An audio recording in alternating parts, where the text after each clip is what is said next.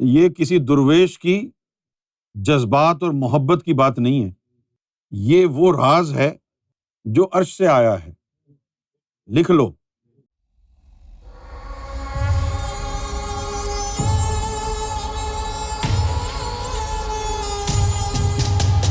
نکاح وغیرہ جو ہے جسموں کے بیچ میں، اور نکاح چھوڑو یار، جس دین پر تم عمل پیرا ہو رہے ہو وہ دین بھی تمہارے جسم کا ہے، روح کا نہیں ہے۔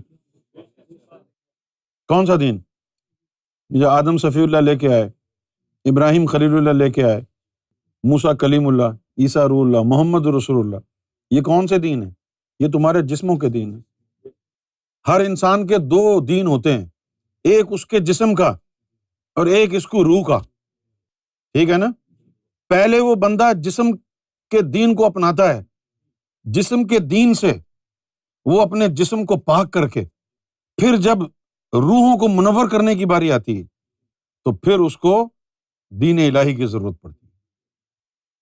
اب تم نے یہاں کا دین تو اپنا لیا نا، یہاں تو دین تمہارا ہو گیا نا، تو ہر دین کے اندر تھوڑا تھوڑا حصہ ہے روحانیت کا، جس کی وجہ سے دوسرے دن سے آپ کو لنک کیا جاتا ہے تاکہ تیری روح محروم نہ رہ جائے۔ اس لیے ہر دین میں باطنی علم آیا کہ کم سے کم اس کا دل تو اللہ اللہ میں لگ جائے، باقی سارا جسم جو ہے پورے دین میں ہو لیکن دل اللہ اللہ میں ہو، تاکہ وہاں جا کے جو ہے یہ کہہ سکے کہ میں تجھے ایک مانتا ہوں، قلب سلیم لے کے آئے کامیاب ہو جائے۔ یہاں کی عورتیں جو ہیں وہ عورتیں بھی نقلی ہیں، اصلی عورتیں تو وہ حوریں ہیں۔ یہاں کے مکان مٹی گارے کے، یہ بھی نقلی ہیں۔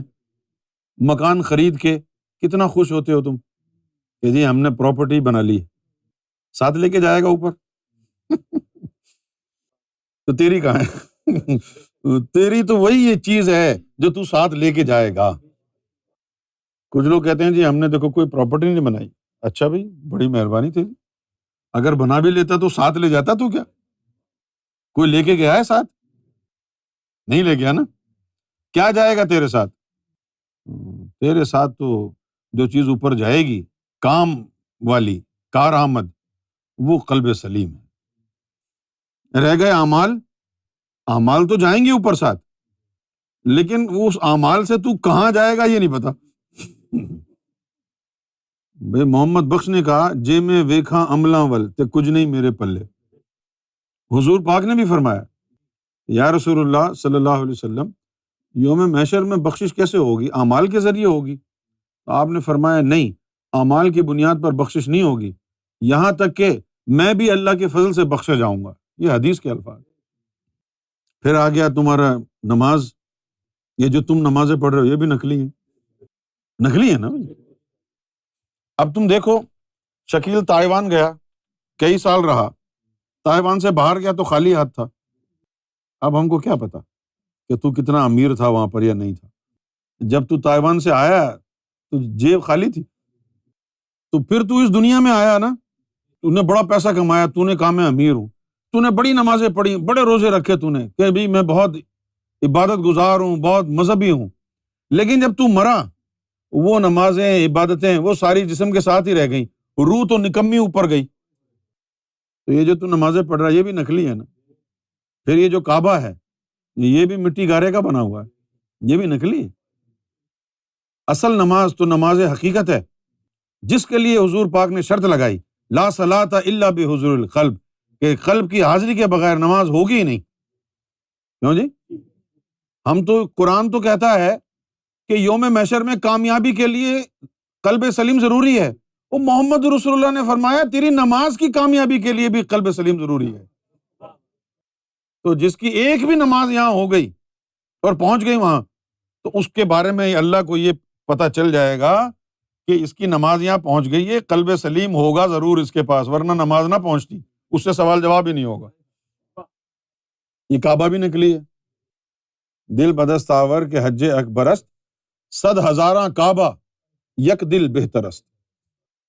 دل بدست آور کہ دل اگر تیرے قبضے میں آ گیا تو حج اکبر تو نے کما لیا، یعنی اس دل کو اللہ اللہ میں لگانا حج اکبر سے زیادہ عظیم ہے۔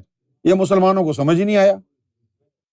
دل بدست آور، اپنے دل کو قابو میں کر لے کہ حج اکبر است، کہ اس دل کو اللہ اللہ میں لگانا حج اکبر سے بھی زیادہ افضل ہے۔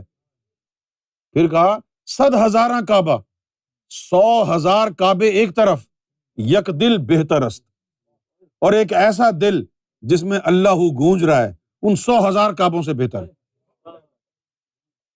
ایسا دل جس میں اللہ کا نام گونج رہا ہے 100,000 کعبوں سے بہتر ہے۔ کیوں بہتر ہے؟ پھر کعبے کے بارے میں کہا کعبہ بنیاد خلیل آزر است، کہ یہ ابراہیم علیہ السلام نے، یہاں پر ایک بڑا باریک نکتہ ہے، بہت ہی باریک نکتہ، جس کو بہت ہی شاید کم لوگوں نے سمجھا ہے۔ کعبہ بنیاد خلیل آزر است، یہاں پر مولانا روم نے ابراہیم کے والد کا نام استعمال کیا ہے کہ وہ اسی مٹی سے بت بناتے تھے، اس کے بیٹے نے اسی مٹی سے کعبہ بنایا، تو کیا شان ہوگی اس کعبے کی؟ اسی مٹی سے بت بھی تو بناتے تھے نا بھائی، باپ نے اسی مٹی سے بت بنایا، بیٹے نے کعبہ بنایا۔ کعبہ بنیاد خلیل آزر است، آخر ہے تو یہ وہی نا جو اس کا باپ بت بناتا تھا، اس نے کعبہ بنا دیا مٹی گارے سے۔ فطرت تو ایک ہی ہے نا دونوں کی، بت بھی مٹی کا بنا، کعبہ بھی مٹی کا بنا، بس تو اس کے اوپر شیخی مارتا رہے۔ اور دل کیا ہے؟ دل گزرگاہ جلیل اکبر است، اور دل اگر پاک اور صاف ہو جائے، بیدار ہو جائے، تو یہ وہ راستہ ہے جہاں سے رب کا گزر ہوتا ہے۔ تو یہ تمہارا جو کعبہ ہے یہ بھی نقلی ہے، اصل جو کعبہ ہے وہ تو بیت المعمور ہے نا۔ بیت المعمور کیا ہے؟ وہ عرش الہی کی نقل ہے۔ بیت المعمور عرش الہی کی نقل ہے۔ اور عرش الہی کس کی نقل ہے؟ عرش الہی قلب مصطفیٰ کی نقل ہے۔ یہ کسی درویش کی جذبات اور محبت کی بات نہیں ہے، یہ وہ راز ہے جو عرش سے آیا ہے۔ لکھ لو، عرش الہی قلب مصطفیٰ کی نقل ہے۔ یہی وجہ ہے کہ جب فتح مکہ ہوئی، کعبے کی صفائی ہو رہی ہے، حضور پاک نے بلال حبشی کو کعبے کی چھت پہ کھڑا کر دیا کہ یہاں سے صاف۔ اب جب نماز کا وقت آیا تو حضور نے ان کو کہا کہ بلال اذان دو۔ اب وہ اذان دینے کے لیے ارادہ انہوں نے کیا، لیکن پھر خیال آیا ارے کعبے پہ کھڑا ہوں، منہ کہاں کروں؟ اس سے پہلے تو کعبے کی طرف منہ کر کے اذان دیتا تھا، پھر ان کو خیال آیا میں تو کعبے کی چھت پہ کھڑا ہوں، اب میں کس طرف منہ کر کے اذان دوں؟ تو انہوں نے حضور سے پوچھا کہ یا رسول اللہ کس طرح منہ کر کے اذان دوں؟ کعبے کی طرف کھڑا ہوں، پہلے تو کعبے کی طرف منہ کر کے اذان دیتے تھے۔ تو پتا کیا کہا حضور نے؟ کہا ہماری طرف دیکھو اور اذان دو۔ تو پھر حضور کی ذات کیا ہوئی؟ کعبے کا بھی کعبہ ہو گئی نا۔ اچھا یہ تو حضور کی ذات ہے نا۔ اب میں آپ کو بابا گرو نانک کا بتاتا ہوں۔ بابا گرو نانک دیو جی جو تھے، ان کا دل چاہا کہ کعبے کو جائیں، چلے گئے وہ، لیکن مسلمانوں نے ان کو کعبے میں گھسنے نہیں دیا۔ تو وہ کعبے کے سامنے بیٹھے ہوئے تھے، وہ اس طرف کو جھکتے تو کعبہ ادھر ہو جاتا، وہ ادھر جھکتے تو کعبہ ادھر ہو جاتا۔ وہ جس طرف جھکتے ہیں نا تو کعبہ ادھر ہی جھکتا۔ تو پھر ہم کو سمجھ میں آیا نا کہ گرو نانک جو ہے وہ کعبے سے بڑی چیز ہے۔ ادھر غوث پاک نے حالت کشف میں یہ ماجرا دیکھا تو ان کو اشارہ دیا کہ تم استاد ایسا کرو، مکے کو چھوڑو، تم بغداد ہمارے پاس آ جاؤ۔ تو ان کو ادھر بلا لیا نا۔ جب وہ بغداد گئے تو وہاں پھر غوث اعظم رضی اللہ تعالیٰ عنہ نے بابا گرو نانک کی روحانی تربیت کی، روحانی تربیت کی، اس میں ذات اللہ ان کے قلب کو عطا کیا۔ تبھی انہوں نے کہا کہ اول اللہ نور اپایا قدرت دے سب بندے، ایک کو نور تو سب جگ اپجیا، کون بھلے کون مندے۔ وہی بات ہو گئی نا جو قرآن کہتا ہے کہ یہ کعبہ بھی نقلی ہے، اصل کعبہ اوپر ہے بیت المعمور، وہ بھی نقلی ہے، عرش کی نقل ہے۔